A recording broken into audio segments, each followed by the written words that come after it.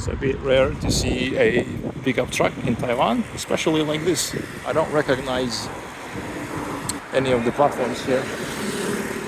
Somewhat reminiscent of Nissan and V series. Some of them were pickups, light pickups. But let's have a closer look. Let's have a look closer. So this one looks like Proton.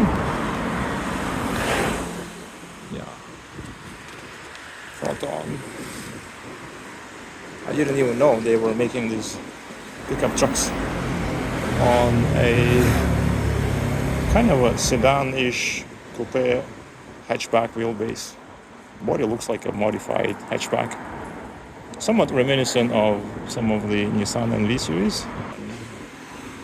The Taiwanese brand was Baoteng Lianhua. Lianhua means lotus. Baoteng, I forget what it means. So